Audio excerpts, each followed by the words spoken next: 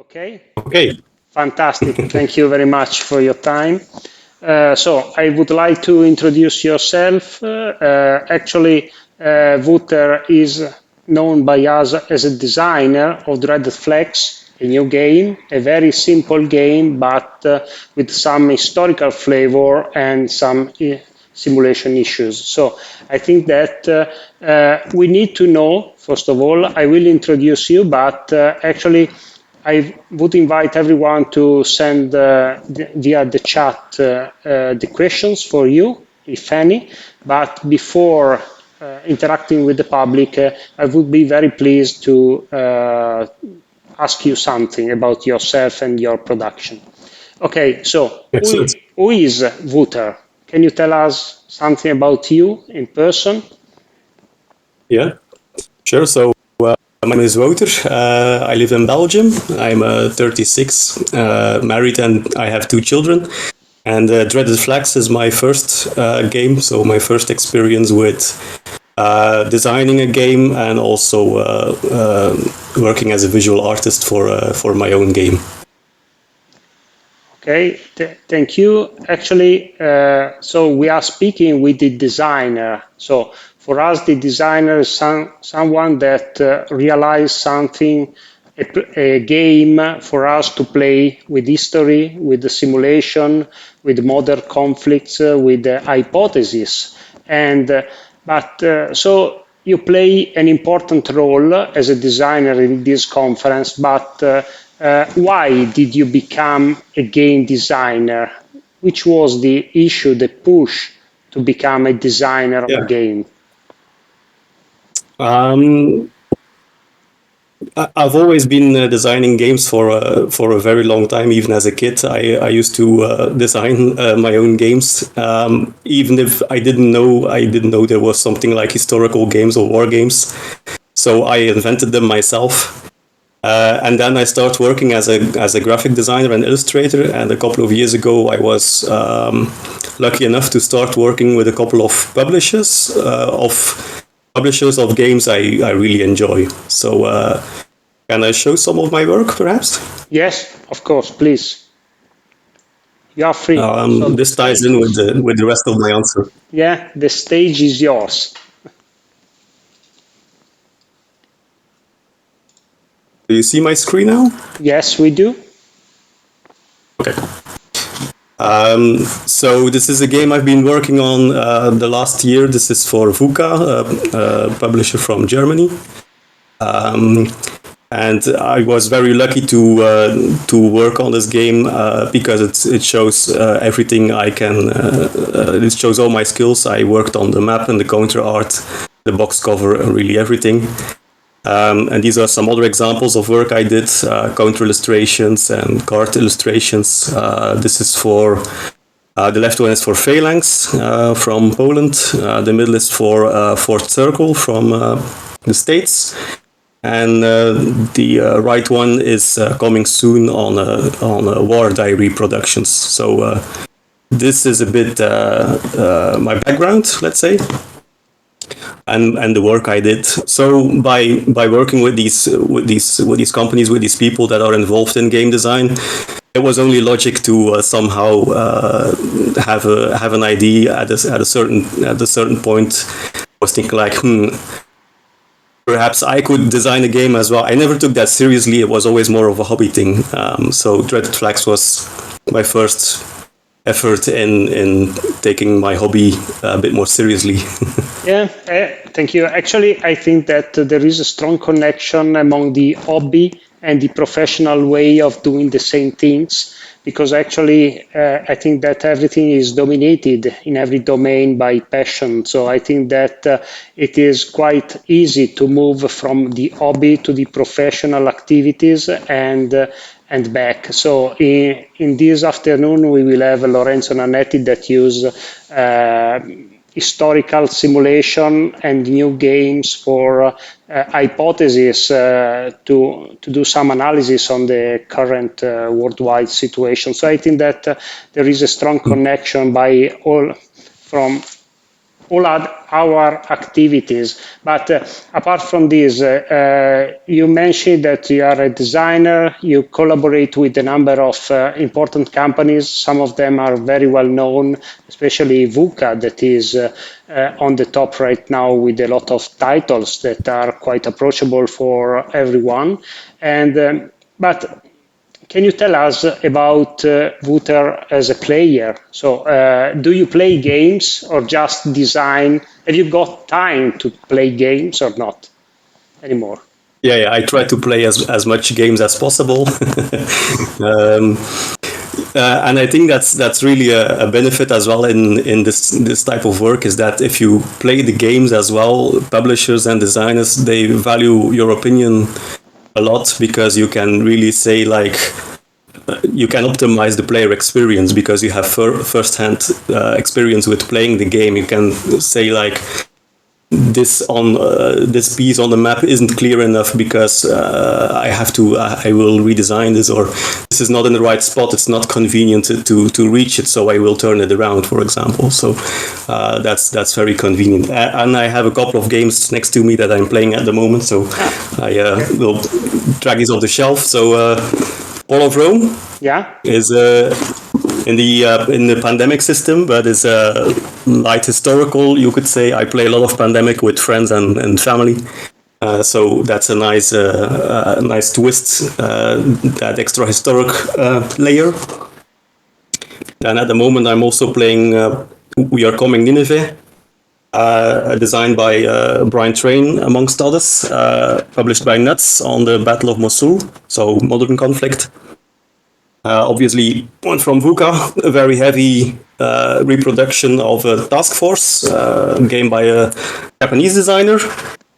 Beautiful components. I'm also playing Captain C. It's a Mike Nagel design, published by Legion, and Mike is currently working on a second volume in the same system. And then obviously Norman Conquest, brand new, in the Man of Iron system, when I test played for GMT. So yeah, I try to play a lot of games. Okay, I see, and they are all very well-known titles, actually. And actually, my question is related with your relationship with the GMT, because I recently had the opportunity to see the box and the manuals of these new Norman Conquests, and I understood that you had an experience with this title. Can you tell more about the relationship with the GMT and your activity in particular with this title, that is the utmost recent title from GMT in the Man of Iron series? Yeah, correct. So for GMT, I don't work with them in a professional capacity, so it's really just test playing I'm doing with them at the moment for everything that is from the Man of Iron series, and I started doing this with Arquebus, so the previous volume. I test played that, but that's already, I think, 5 or 6 years ago, something like that. Back in the day, everything used to be analog, so they sent me an envelope. I think it's cool for you guys to see. So they used to send me an envelope, and it has these hand-drawn maps for the four novel scenario. So we used to play everything analog, and then we communicate via forum with the developer, that was Rolf Sheldon at the moment, and with the designer, that was Richard Burke, who was still alive back then. And a year or two ago, I think Rolf reached out and asked me if I would join again for another round of test play, but this time for Norman Conquest, which is a topic I'm even more interested than the topic of Arquebus. I'm very interested in everything medieval, and Norman Conquest is really very interesting topic for me. And so I test played that, but these days everything's test played via Vassal, so it's digital, and for this test play, I was behind the screen a lot, which I don't enjoy that much. I prefer paper. Okay. But is there a direct relationship among the designer and the play tester, or is there such a moderation about you and the real designer of the game? A lot of it is moderated, so they are asking specifics about, for example, how long did the game take you, which side won, and perhaps a bit of some of your tactics. Sometimes they also give you certain challenge, like what would happen if you would attack with your left flank first, for example, and then you can try and see if that works. One of these scenarios, I believe it was Evesham, somehow wasn't really balanced. Each time we played it, we had a different outcome that was not the historic outcome. So there was something wrong, and it was only by test playing that scenario a number of times that we were able to spot some of the issues. Okay, thank you. And actually, we at LudoStoria consider the game as a tool to approach history, to increase knowledge, to verify some hypotheses and some specific issues with the time you are simulating. Actually, we do not trust play just for the play itself, tournaments and so on, competitive play, while we would like to use more the play as a tool to reach some other issues. First of all, knowledge at different levels, from the schools to the modern analysts of the current situation and so on. Does history play a role in your production or not? Yes, for Dreaded Flags, absolutely. I do, yeah. Like I said, I play a lot of historical games and war games, and for me, this is only logic. It's my favorite way of learning about history. I see it as just another tool, as another way of studying history. You can either go to school and study history, or watch some documentaries, or read books, or you can play a game. And I really enjoy playing a game and learning history that way, reading the background story or doing some research if it's a topic I don't know much about. So I think it's a very important and a very accessible way of teaching history via games. Yeah.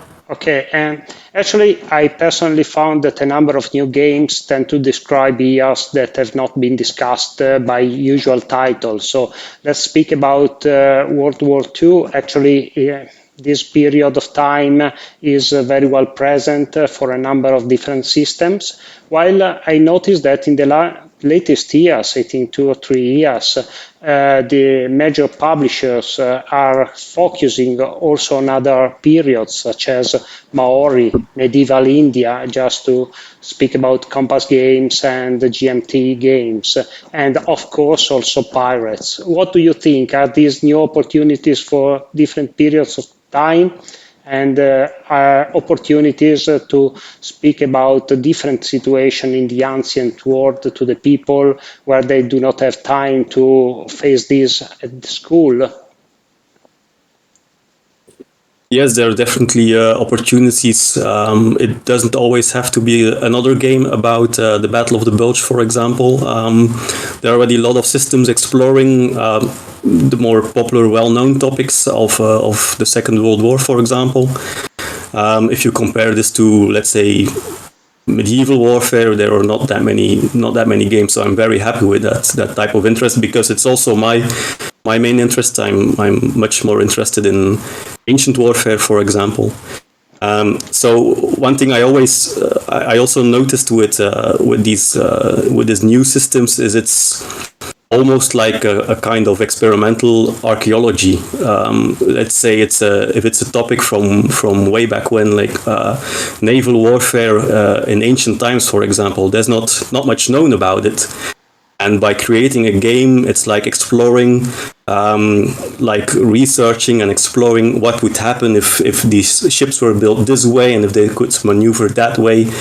And it's by creating that system that they are exploring these topics and these inventions. So yeah, fascinating. Yeah, of course, they are fascinating. This is the reason because I bought your game also for my children, actually. But I think that all my children are quite fascinated by board war games, by 3D games, and so on. And I play test a number of different scenarios from different games.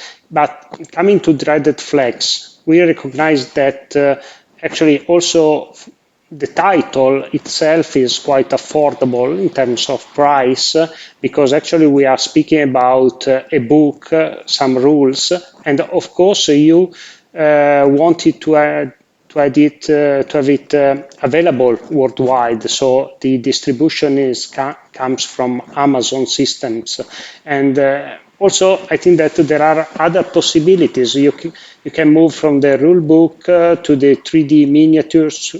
You can have a great flexibility in this. Could we consider your product also as a sandbox, something that we can use in different ways, focusing on pirates, not only on pirates, but actually to build something for new experiences? And can you tell us something about your book and your game? Okay, so I don't know if you could really call it a sandbox, not at least the way it is at the moment. So if you buy the book, it comes with 8 scenarios, and so you can play one of those 8 scenarios. But on the other hand, it also has the possibility of creating your own scenario. So in that way, I already had a couple of questions from people who were asking, could I use the same system, the same ideas to create a scenario based in the Napoleonic age, for example? And perhaps that's possible, yes. So with a little bit of scaling, you could alter the system and use it on a slightly different topic. Yeah. And actually, I think that there are different levels of difficulty. Actually, you can play this as a basic game or an advanced game if you consider, for example, the effect of the wind, different armament, and so on. And I read from the description that your game tends to balance historical accuracy with straightforward and intuitive gameplay. Could you tell more about this historical flavor, the historical simulation details, and also any eventual constraints you identified in producing, in designing this historical game? Yeah, so it was my vision to create a game that was really entry level. So it would introduce this historic type of game to new players, people who play a game but not necessarily ever played a historical game or never played a hex and counter game or a war game per se. So it had to be easy and fast playing. And then I could add a layer of historical flavor, indeed. So this was really I was always looking to find the right balance with it. And that was the most challenging part, because you can always add levels of realism and create a super complex game. And I think creating a complex game, it's not that difficult if you do a lot of research and you have a basic mechanic that is underlying your design. Let's say you use a lot of dice rolling. You can add modifiers till infinity. You can make a very complex game. That's not difficult. But if you would create such a game, it would not be entry level. So it would scare a lot of people away. Now, on the other hand, if you just make a game that is just fun to play without any historical foundation, that's not the type of game I wanted to make neither. I really wanted to, like I said, want to create a certain tool that you could use for education. So I also started working on pirates because it's just something I find fascinating, and I like those stories. They speak to your imagination. But at the time, I was really thinking about how would these people fought with their small ship in a way, and they didn't have much manpower and not much guns. So I was really interested in the reality behind the myth. So I would try and scrape all the fantasy elements away and just make a game about the truth about these pirates, their small ships, their limited number of guns, and the way they fought, and the importance of a charismatic captain, for example. Yeah. Sorry, does it answer your question? Yes, of course. We will ask you to suggest us some books where to take some inspiration. Of course, we know very well Blackbird, and so I think that you can give us some indications about new volumes in order to be more quite near to the historical simulation rather than on the legends. So because I think that the pirates era is fascinating because of the two elements, but I think that you are the right people to tell us more about shipment issues on the armaments and so on. So I think that please send us some recommendations about the book that you used in order to face all other themes rather than the legends about the pirates. Okay, so I think that this is your time, just not wasting more time in questions, but can you show us your game and our opportunity Yes, to for learn sure. from the game?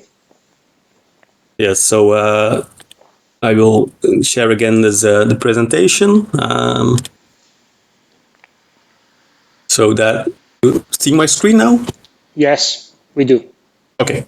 Yeah, perfect. So I will try and give you a very broad overview of the game without going too much into detail. So if whenever I go too much into detail, feel free to interrupt me. It's sometimes difficult to keep that high level. So let's start with the components. Like you already said, it's available on Amazon as a book. So you can think more about it as a rule set instead of just like a traditional game. I noticed this already a bit I learned this a bit the hard way, that if you say it's a book war game, people consider it a game that is solitaire only.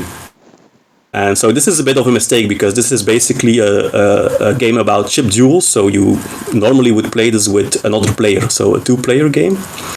Of the 8 scenarios, are playable with a number of players, and 2 scenarios are dedicated solitaire. So as a solitaire player, you also have opportunities to play these 2 scenarios.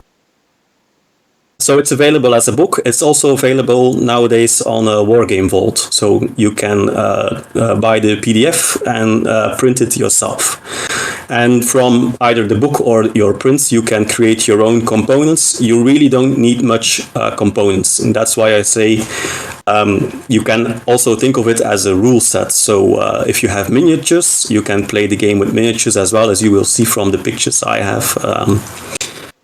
So you can see the book here, and I also show you a picture of how the rules look like. Again, as I also work as a visual artist, so for me it was a big part of the fun to create the cover and to lay out the rules in a way I found pleasing. So it's a big, rather big font, a lot of white space, so very very easy to read, very readability. So. And if you're a bit of a crafter like myself, you can have your different. You can cut the book and create a couple of smaller books. I have them call bound. So there's a rule book, and then there's a book with scenarios, a couple of charts, and a few counters, so ship counters. And the game also comes with 3 maps. So. Those are hex-based maps. So, like I said, if you have miniatures, you can also use your own hex-based map. I even had a request of a couple of people who want to play the game without hexes, and with a bit of scaling, that's also possible. So that's it for the components. Like I said, you can also play with miniatures. That's how I prefer to play the game. So these are my miniatures, and you see the map. I had it enlarged, so I play on a larger map. But if you don't have much table space, you can really I don't know. You see my my webcam still? Yes, we do. Yeah, okay, so let me show you. This is the map that comes with the game. So as you can see, you really don't need that much table space. It's convenient if you have a bit of more, if you had a bit more space, but that's not necessary. So let's take a quick look at the sequence of play. How does the game works? So we have only 4 phases, and the first phase is the planning phase. So as you can see on the picture, all players have a ship log, and on that ship log they can write the status of their ship, and they keep track of their movement. So during planning phase, people at the same time will write down, they will calculate their movement points, and then they will write down their planned move in secret on the ship log.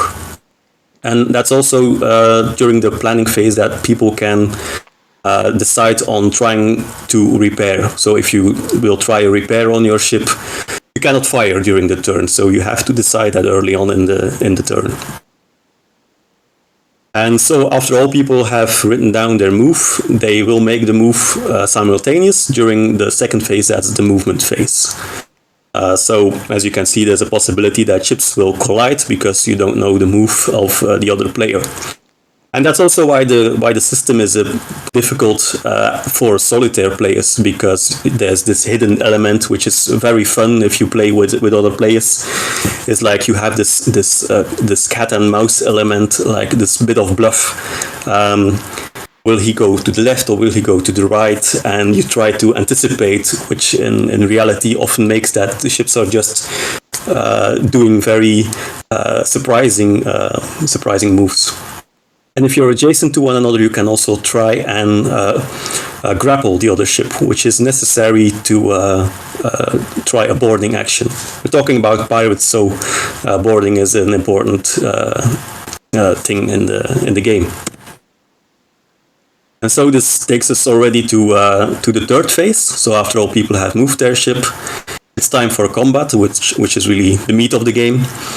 So first you have a cannon fire sub-phase, and cannon fire is resolved very quickly. It works with a bucket of dice, as you would say. So you have a number of guns, and on a chart you check how many dice you can roll for this number of guns. And then you will check how far you're away of the opponent's ship, and then this results in a certain hit number. So if you're closer, you have a lower hit number. So rolling high in the game is always good, rolling low in the game is always bad, no matter which type of check you need to do. This was also one of the things I found important during designing the game. If I wanted to make a game that is logic for people who never played a war game, this is just a small detail, but people find it very confusing if they need to roll a 1 at a certain point, and on the other end, they need to roll a 6, for example. So in this game, rolling high is always good. And so this way you will score a number of hits, and you will cross-reference this on the chart and see which hits you scored. And so the game comes with a very small chart, so it's not like other naval games. For example, Flying Colours has a double page with tables. Once you roll on that table, you have to check which table you actually rolled on, and then you have to check for the type of hits you've done. So this game only uses one simple table, and if you roll the number of times on the table, you even know it by heart. So that's very, very easy, very convenient. We had a bit of a discussion actually with the playtesters, because some playtesters didn't find this.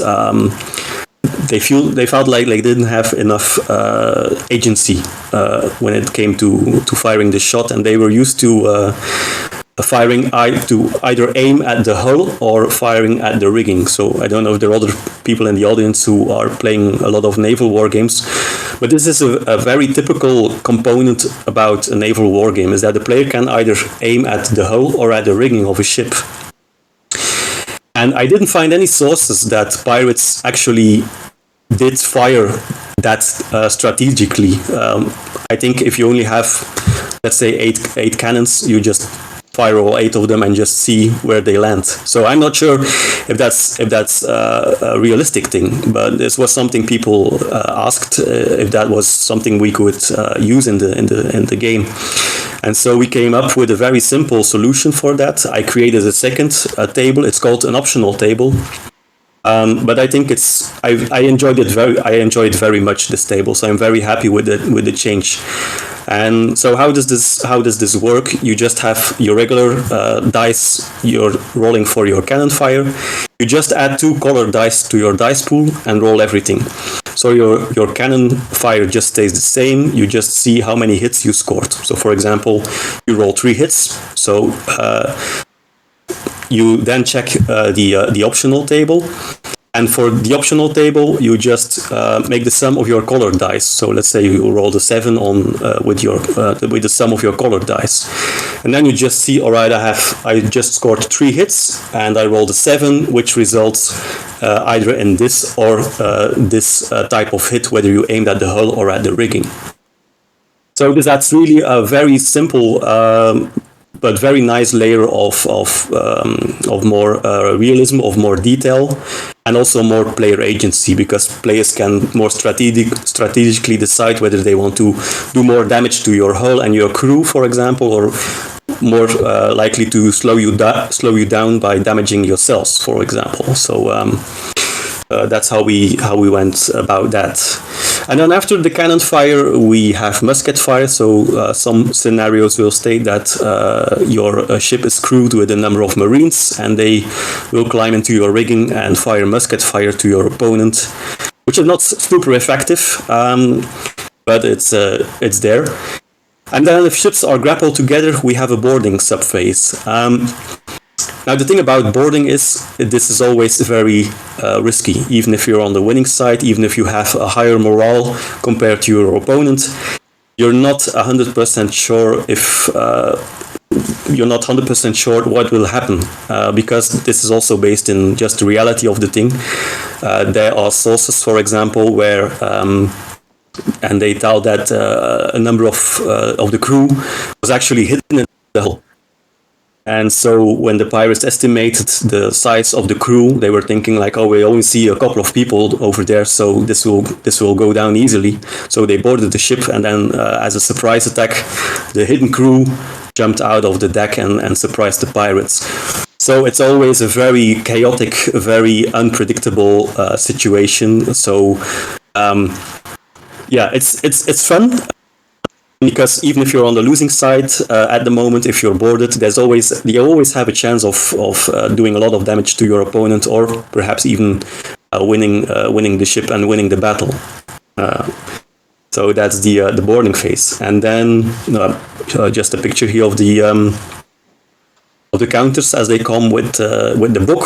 So on the back cover of the book, you can just cut out the counters and use those to play with.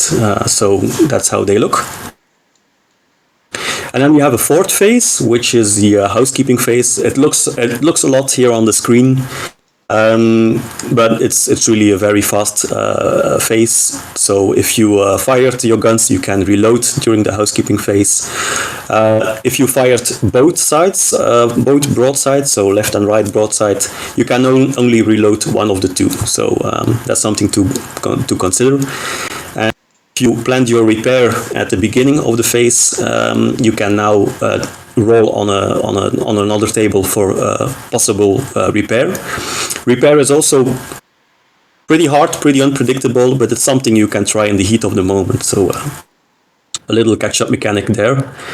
And then the most important thing about the housekeeping phase is that you can roll for a possible wind change. So some scenarios have a very calm and steady wind, but some scenarios are recorded that there was a storm going on. So at that point, the wind is very unpredictable. And like you also said, you can see this even as an optional rule. If you like to start with a more simple rule set, you just skip the whole wind change phase.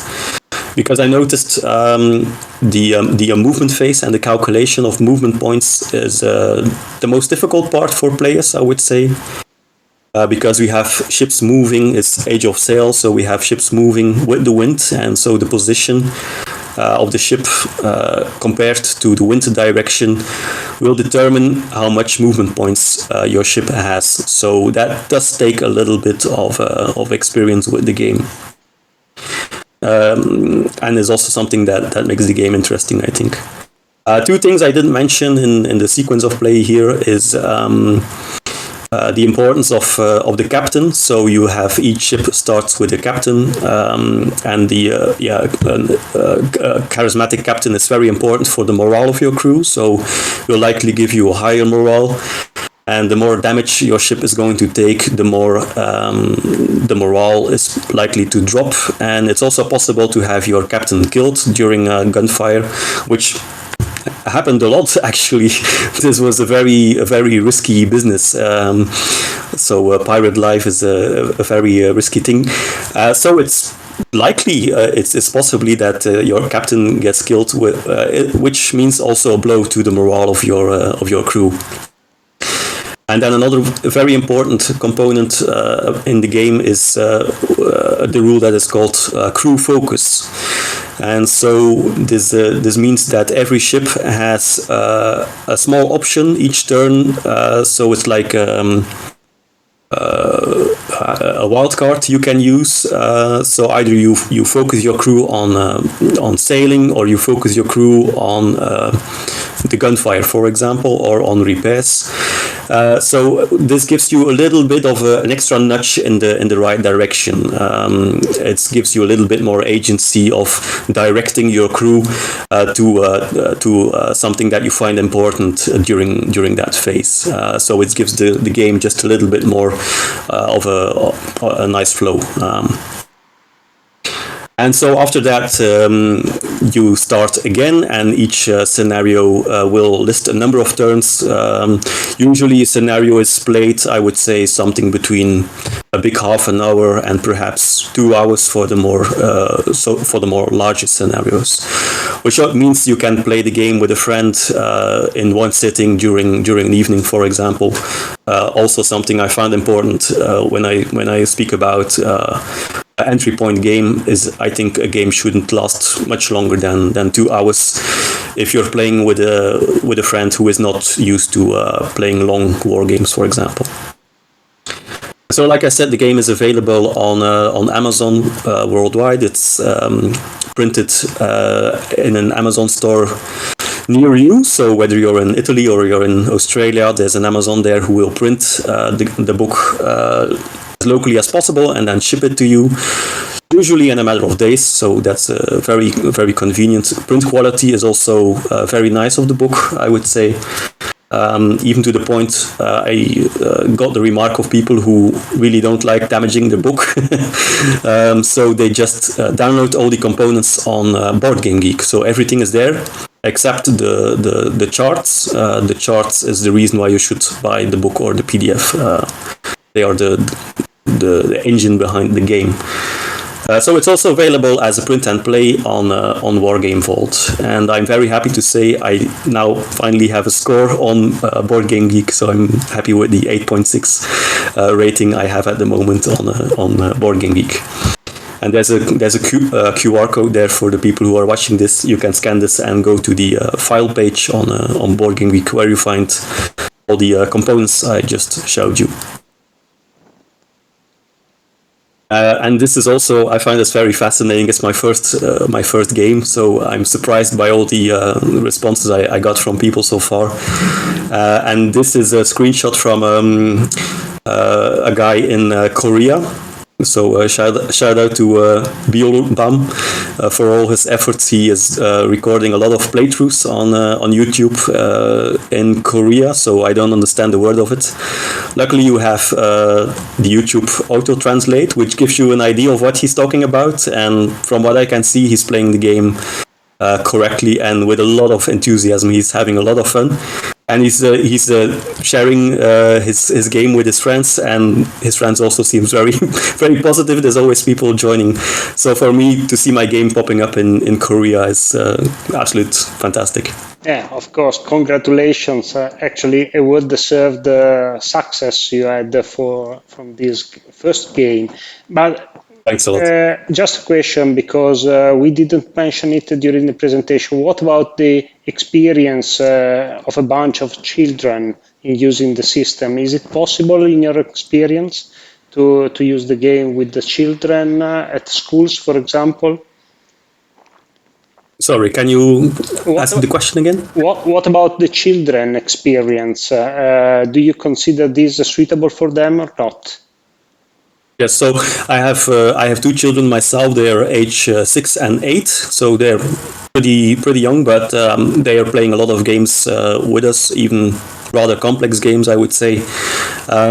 So I try and play the game with them as it is at the moment, and I consider it too difficult for them.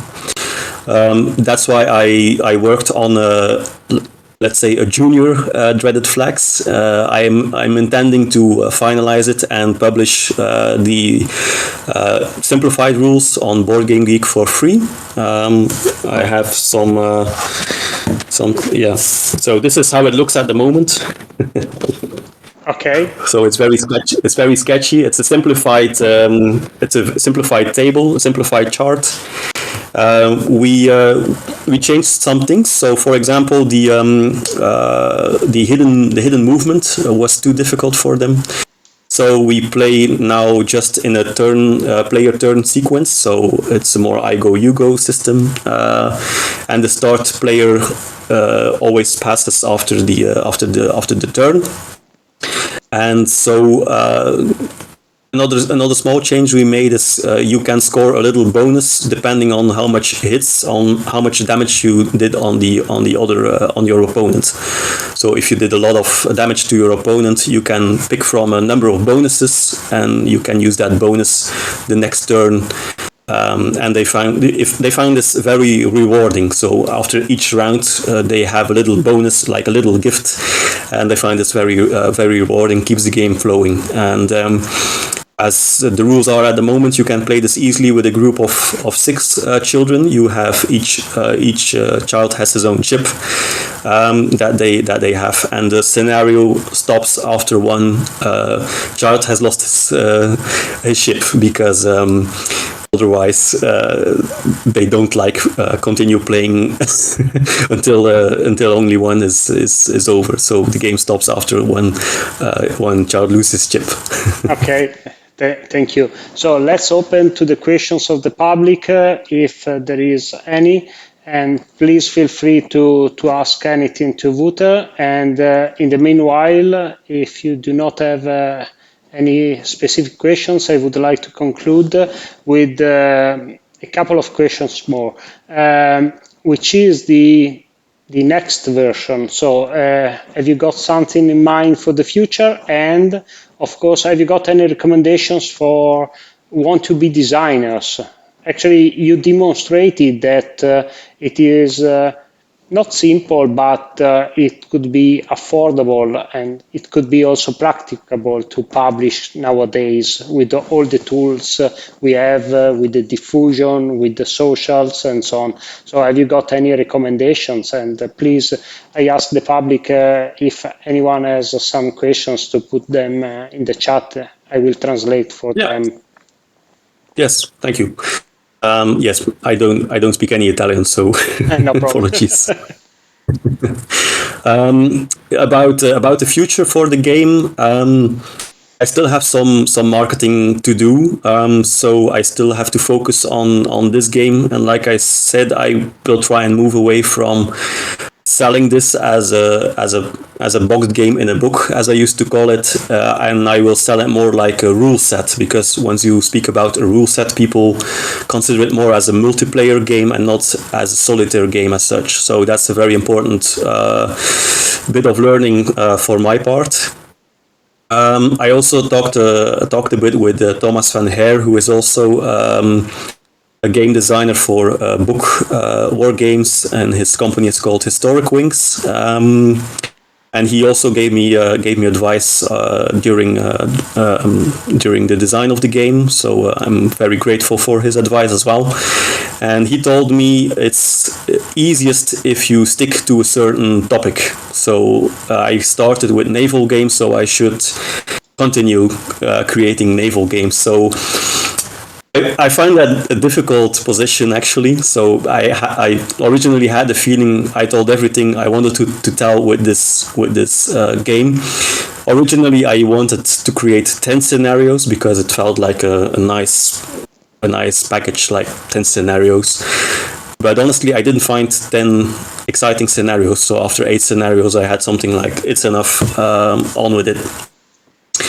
But I published in May or June.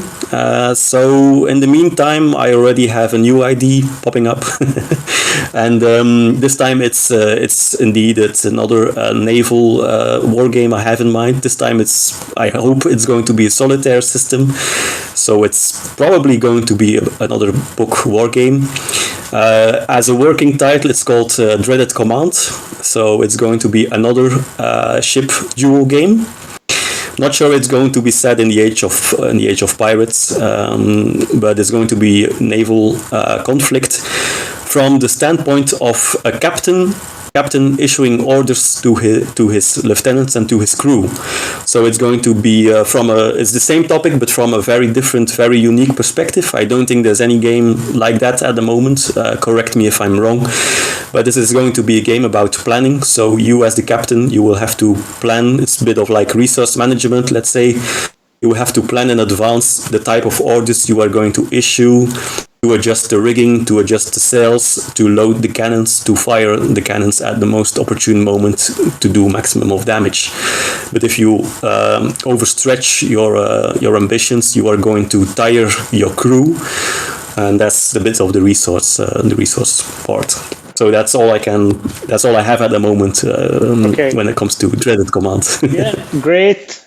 Thank you for this sneak peek. Actually, we will wait you for the next conference and for the physical one, especially because I think that sometime it is better also to meet in person, and we will organize very soon a physical conference at the national level. So I will be very pleased to host you again. And thank you for your time. And I think that you gave us in an impressive way, a sneak peek of your activity coming from your professional world to your work as a player, play tester, and then also as a designer. So good luck for your title. I enjoy it very much with my children and other children and so on. So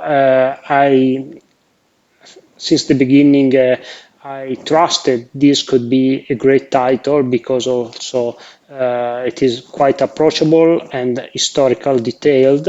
And so good luck for your activities, and thank you very much for your time here. I see that there are no other questions from the public, but this has been recorded, and also I would like to say that it is not possible by third parties as well as intelligent with the IA softwares and so on to reuse these images. So this is a privacy statement I have to say, of course, nowadays. Thank you. And actually, you will find this recording on our YouTube channel for diffusion and so on. So thank you very much for your time, and see you next time, actually. Yes, I want to thank you for asking me to speak. It's really an honor and a pleasure for this, and congratulations on organizing the convention. It's a very, very beautiful, very nice organization, very streamlined. So I'm really impressed. So thanks a lot. Thank you very much, Wouter. Have a nice day. See you again. Have a nice day. Bye. Talk soon. Bye.